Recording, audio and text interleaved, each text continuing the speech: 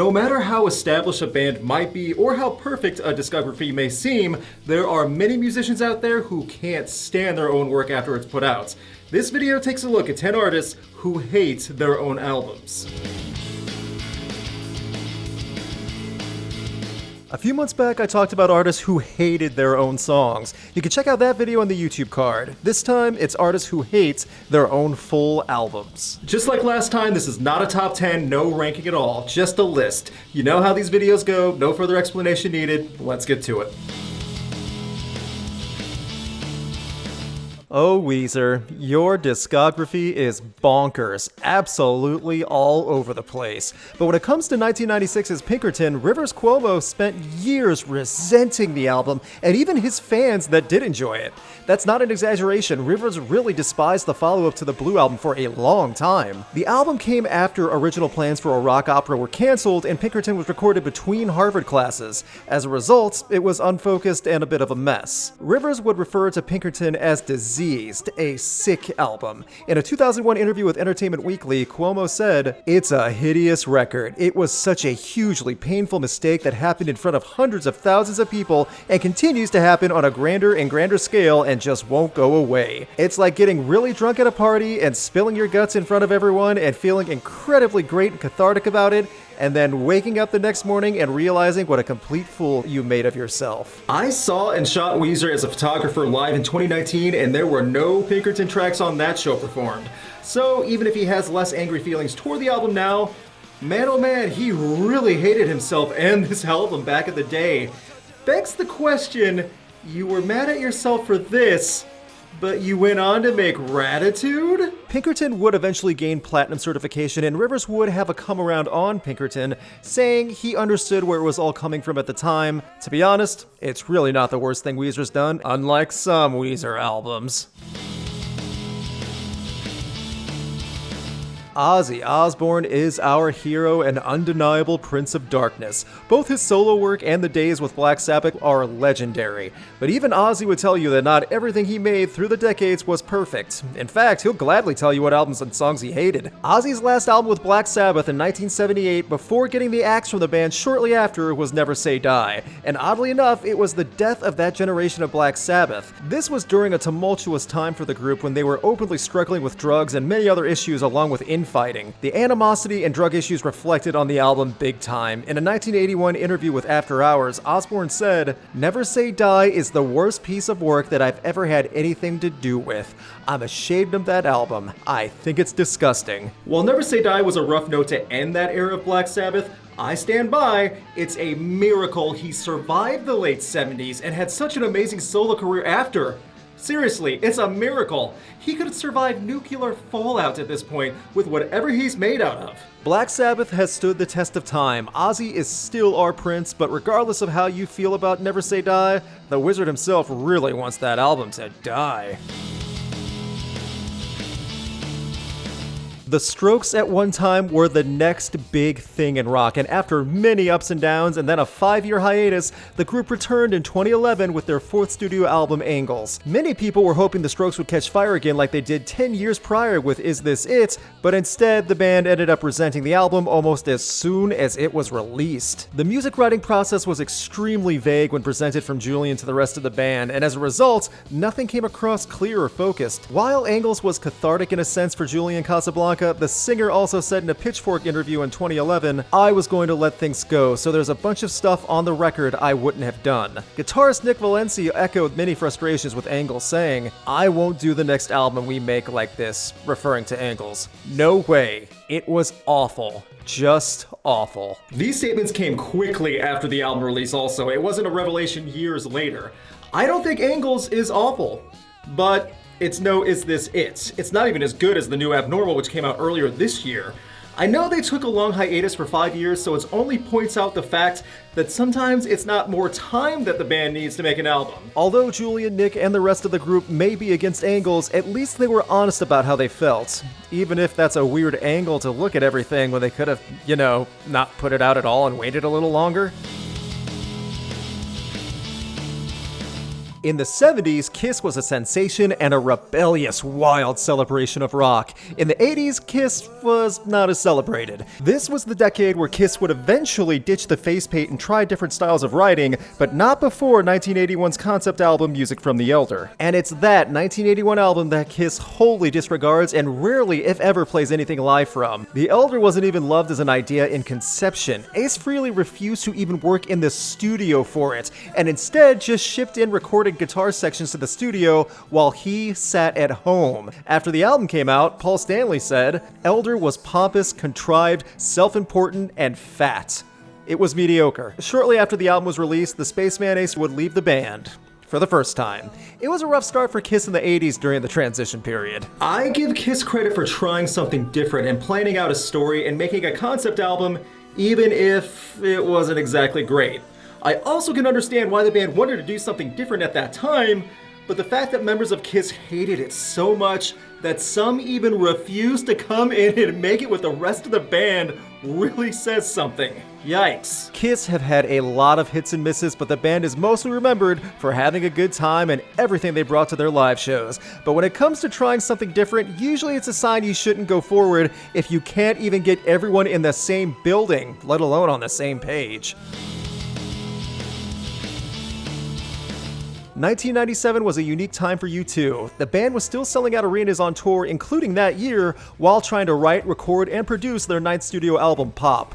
While doing so, the band tried their hand at working with new production methods, including sampling and loops. Unfortunately, it all overwhelmed the Irishman, and as a result, the entire project was disregarded by U2 later on. Pop was being worked on while the massive Pop Mart tour was going on, and as a result, the show performances weren't all focused, and the new album was heavily compromised with the attitude of good enough. According to The Edge, Pop was a compromised project by the end. It was a crazy period trying to mix everything and finish recording and having production meetings about the upcoming tour. If you can't mix something, it generally means there's something wrong with it. Pop was still critically praised and certified platinum, but who knows how much better the project would have been if U2 would have been given enough time to work on everything uninterrupted. U2 would eventually re-record singles for the album and later remix other tracks for best-of compilations off of Pop. I don't think Pop is the worst thing ever, but I do get why U2 would be unsatisfied with this one, and when you compare it to other U2 albums, even ones that came after it, yeah, it's a disappointment. Loops and sampling can't fix everything. U2 would go on to release bigger and better albums, and few diehard fans truly despise the album as much as just ignore it. But if you don't have time to mix and record properly, then it's probably not worth putting out in the first place. Nirvana, a household name and majorly responsible for a cultural change in music at the turn of a decade and leading the grunge movement after Smells Like Teen Spirit first hit MTV. Nevermind is truly a staple of rock history, and in true Nirvana form, Kurt Cobain can't stand the album at all and how it was designed. It all came down to the slick production that was given on Nevermind, with the band preferring a rougher style and presentation that would eventually follow on In Utero. In an interview featured in the 1993 Come As You Are, The Story of Nirvana documentary, Cobain said, "I'm embarrassed by it now. It's closer to a Motley Crue record than it is a punk rock record." I find it odd that Cobain thought songs on Nevermind reminded him of Motley Crue, one of the bands that would eventually fall by the wayside once Nirvana blew up and ushered in the alternative scene. Everyone has their own opinion about Nirvana, but I don't think anyone can deny the importance the band had, and especially with Nevermind. Even if it's not the most punk album ever, which I know Cobain would have preferred, it doesn't make the album less impactful.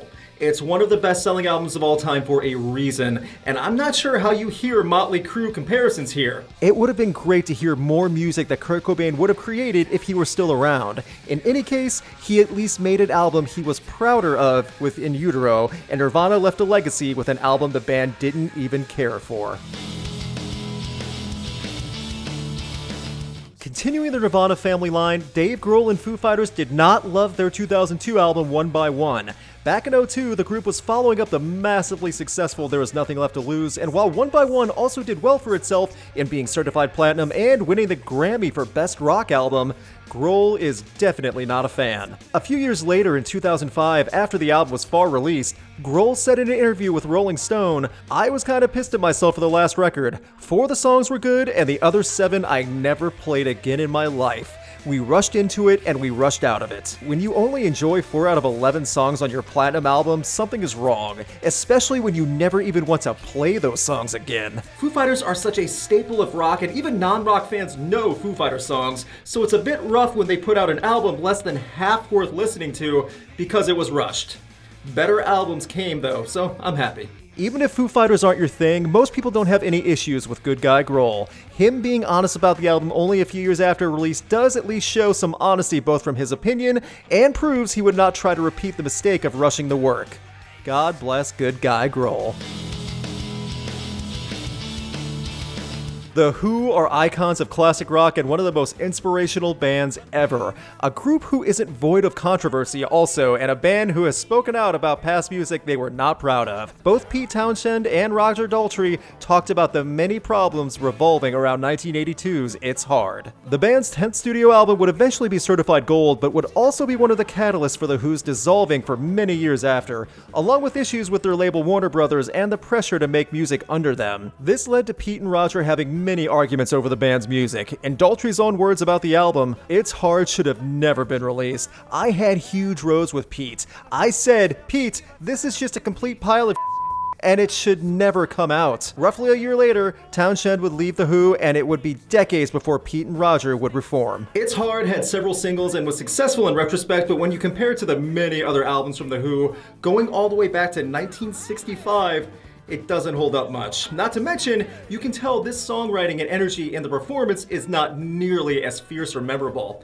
It was a rough note to go out on at the time. The Who are one of the British standards of rock for a reason, and while they might be remembered for Woodstock or wild live performances or their enormous backlog of music, it's safe to say that It's Hard is not the album The Who want to be remembered for.